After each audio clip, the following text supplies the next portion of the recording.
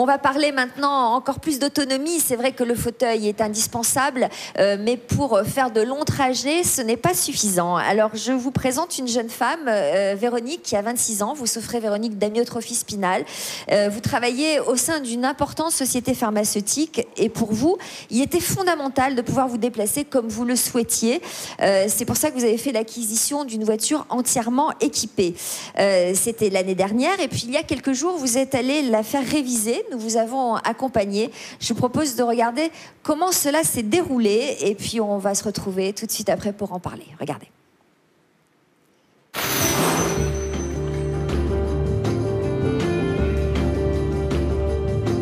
La voiture, c'était un rêve. Ça représentait mon autonomie, mon indépendance. Pouvoir sortir quand je veux, aller au travail seul, pouvoir en venir, devenir même chauffeur de certains de mes amis.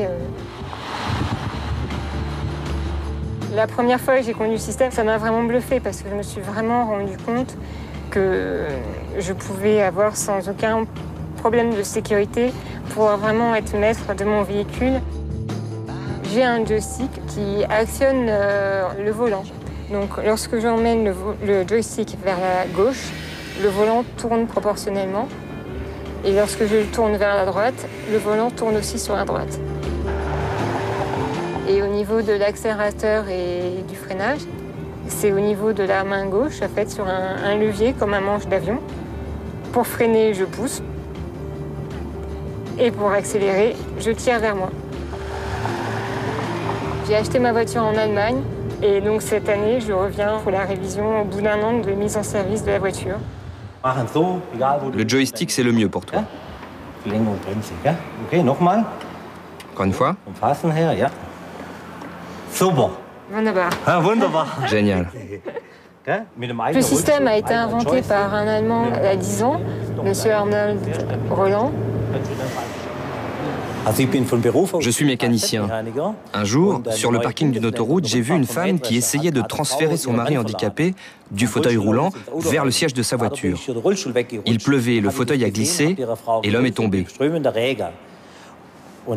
J'ai tout de suite aidé cette femme sous la pluie battante et là, j'ai pris conscience du problème. Je me suis dit, il faut absolument faire quelque chose. Vous rentrez dans tous les parkings avec ? Oui, je dirais pas dans toutes les places, mais dans tous les parkings, oui. Tous les parkings, ouais.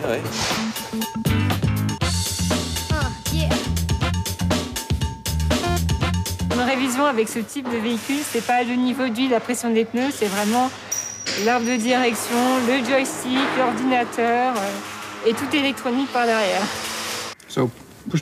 Pousse le manche vers moi. Pousse vers la droite. Ok, c'est bon. Tu vois les chiffres? Is the number here? Il faut que je modifie ton joystick en fonction de ta force.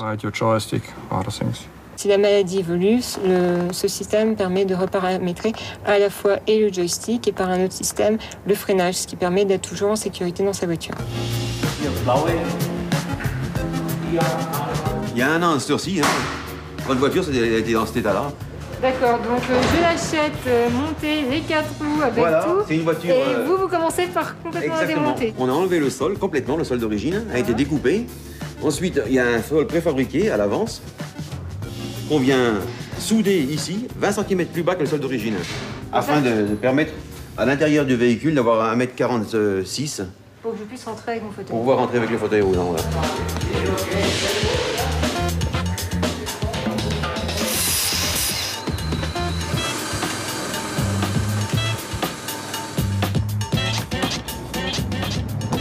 Quand je suis au volant, je suis à la même hauteur que tout le monde, et même plutôt au-dessus, étant donné que la voiture est haute.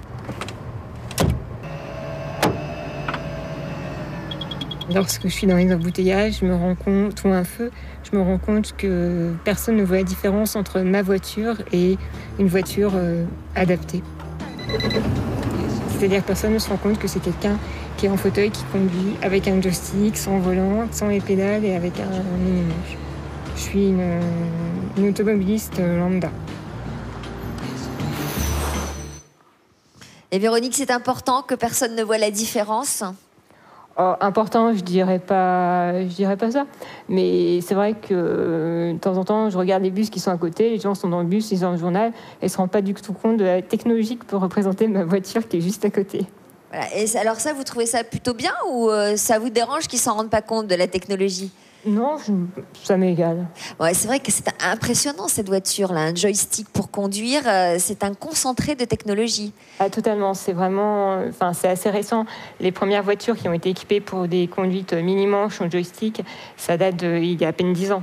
C'est pas trop compliqué à utiliser ? C'est un fauteuil en plus grand, on va dire. Est-ce qu'il faut avoir le même permis de conduire ? Non, pas du tout. Il y a une auto-école en France qui est sur le centre de Kerpap qui a un véhicule adapté, peut-être 2 à l'heure actuelle, qui permettent de passer le permis. Ce fait qu'il faut aller passer 1 mois en Bretagne pour pouvoir passer ce permis. Ce fait que j'ai passé, moi, mon permis en 99, l'année normale où tous mes amis ont passé leur permis. J'ai passé mon permis aussi. Mais j'ai passé 1 mois en Bretagne au centre de l'éducation pour le passer et j'ai eu la voiture seulement l'année dernière. Est-ce que ça coûte cher ? Est-ce que vous avez pu d'abord choisir le modèle que vous souhaitiez ou est-ce que ce type de technologie ne s'adapte qu'à certains véhicules ? Alors c'est plus la taille du véhicule qui est importante puisqu'il faut bien que le fauteuil puisse rentrer dans le véhicule. Ouais. Et après, donc, ils s'adaptent essentiellement des monospaces en fait. Pour pouvoir que le fauteuil rentre. Et sinon, au niveau des prix, c'est vrai que ça reste encore très, très cher. C'est-à-dire que la voiture plus adaptation, le montant se monte à 110 000, 115 000 euros. Comment vous l'avez financé ? Vous avez bénéficié d'aide ? Alors, j'ai bénéficié d'aide de la maison départementale des personnes handicapées, ouais, qui a pris environ 30% du montant d'adaptation. Alors, j'imagine qu'il faut faire un dossier, que ça prend du temps, que c'est long, qu'il faut attendre l'autorisation. Il faut surtout avoir une bonne justification. D'ailleurs, la majorité du financement, moi, m'est venue de l'AGFIP, qui est l'association qui promeut l'insertion des personnes handicapées dans le monde du travail. Ce qui explique pourquoi aussi j'ai eu ma voiture que l'année dernière, puisque pour avoir recours à la GFIP, il fallait que je montre un contrat de travail. Comment ça se passe, Véronique, en cas de panne ? Je touche du bois pour l'instant, elle n'est pas tombée en panne. Et quand elle touche du bois, elle touche sa tête. Je ne sais pas ce que ça veut dire, mais bon, elle n'est pas tombée en panne. Non, en fait, c'est vrai que le système que j'ai pris est un système allemand. Donc je savais, parce que je trouvais qu'il me convenait mieux. Non, mais au cas où, si jamais ça arrivait, vous avez une assistance 24 heures sur 24 ? Il y a le chef d'atelier qui est très gentil, qui a son portable d'allumer tout le temps. Mais il habite en Allemagne ? Il habite en Allemagne. Et alors comment il fait ? Il prend un hélico, il vous rejoint tout de suite ? La plupart du temps, j'ai été coincée 2 fois, et 2 fois je lui ai téléphoné dans la voiture et il m'a dit ce qu'il fallait faire pour décoincer le système. C'était au début où j'étais peut-être un peu malhabile, où j'appuyais pas sur les bons boutons au bon moment. Mais c'est vrai qu'il y a la solution, en cas de vraie panne, il prend l'avion et il arrive, c'est prévu. Très bien. Et pour faire le plein, comment ça se passe ? C'est des questions très, très concrètes, mais c'est vrai qu'on se les pose forcément. Pour faire le plein, c'est un peu délicat, c'est vrai, donc je m'arrange pour être toujours accompagnée quand je vais à la pompe à essence, ce qui peut poser des fois quelques petits problèmes. Des fois, je suis un peu dans le rouge au moment où il y a enfin quelqu'un dans la voiture. Et c'est vrai que dans les problèmes... assez terre à terre, je dirais, les places de stationnement. Là, vous avez vu dans le reportage, il faut la place de la voiture plus 1,20 m. Ce fait que même les places standards handicapées ne sont pas assez larges. Voilà. Donc il faut soit que je me gare en bout de ligne, soit sur deux places. Et l'autre point qui m'énerve profondément, et ça c'est spécifiquement en France, on aime beaucoup les ralentisseurs, les dodanes. Et vu que ce sont des voitures qui sont décaissées, il suffit que le dodane ne soit pas tout à fait bien aux normes et ça crappe sous le dessous de la voiture. Alors déjà, petit message pour les places réservées aux personnes handicapées, respectez-les, parce que c'est vrai qu'en France, c'est parfois difficile de respecter, dans les mentalités, de respecter les places pour handicapés. Juste un mot sur l'importance pour vous d'être autonome, l'importance que vous offre l'autonomie de déplacement de cette voiture. En fait... La raison majeure du fauteuil et aussi de la voiture, pour moi, c'était d'aller travailler. Parce que j'habite pas très loin de mon lieu de travail, 14 km, mais c'est en grande banlieue, les transports ne sont pas adaptés.